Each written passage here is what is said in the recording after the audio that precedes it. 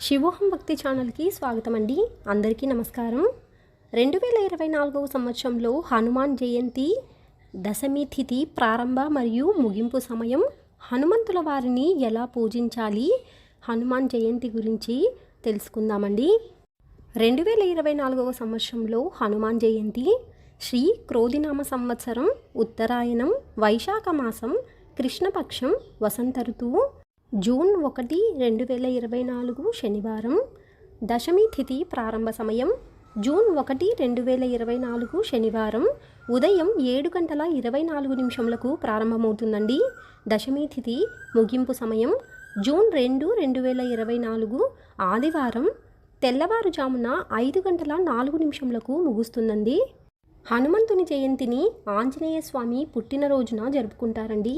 మరొకటి రెండవది సీతాదేవి హనుమంతుడి వారిని చిరంజీవిగా ఉండాలని ఆశీర్వదించిన రోజుని వేడుకగా జరుపుకుంటారండి. హనుమంతుల వారిని ఎలా పూజించాలంటే, హనుమంతుల వారి జయంతి రోజున ప్రొద్దున్నే నిద్ర లేచి హనుమంతుల వారిని స్మరించుకొని ఆయనకు హృదయపూర్వకంగా నమస్కరించాలండి. దినచర్యలు ముగించుకున్న తరువాత ఇల్లు శుభ్రం చేసి స్నానం చేయాలండి.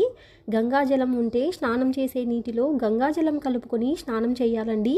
ఎరుపు రంగు పువ్వులు, పండ్లు, ధూపం, దీపం, సింధూరం మొదలైన వాటితో హనుమంతుల వారిని పూజించడం వలన శుభప్రదంగా పరిగణించబడిందండి.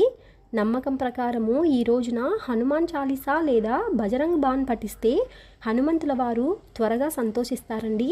అంతేకాదండి, సుందరాకాండ పఠించడం అత్యంత ఫలవంతం. హారతిని ఇచ్చి పూజ ముగించి ఆనందం, శ్రేయస్సు, బలం, తెలివి, జ్ఞానం, శక్తి ఇవ్వమని ఆ బజరంగ బలిని ప్రార్థించాలండి. సీతారాముల దాసునిగా, రామభక్తునిగా, విజయప్రదాతగా, రక్షకునిగా పిలువబడే ఆంజనేయుల వారు లేకపోతే రామాయణం పరిపూర్ణం కాదండి.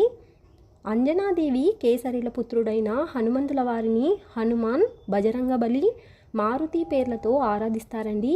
ఈశ్వరుని అంశ, వాయుదేవుని ఔరసపుత్రుడైన హనుమ మహాబలుడు, అర్జునునికి ప్రియసకుడు, అమిత పరాక్రమముడు, శతయోజన విస్తారమైన సముద్రాన్ని దాటిన వారు, లంకలో బందీ అయిన సీతమ్మ తల్లి శోకాన్ని హరించిన వారు, ఔషధి సమేతంగా సంజీవని పర్వతాన్ని తీసుకువచ్చి యుద్ధంలో వివశుడైన లక్ష్మణుని ప్రాణాలు నిలిపినవారు, దశకంఠుడు రావణుని గర్వం అణచిన వారు, హనుమంతుని ఈ నామాలు ప్రయాణం, నిద్రపోయే ముందు స్మరించిన వారికి మృత్యుభయం ఉండదండి. వారికి సర్వత్రా విజయం లభిస్తుందండి. తెలుసుకున్నాం కదా అండి 2024వ సంవత్సరంలో హనుమాన్ జయంతి గురించి. మరొక వీడియోలో మళ్ళీ కలుసుకుందామండి. సెలవు మరి, స్వస్తి.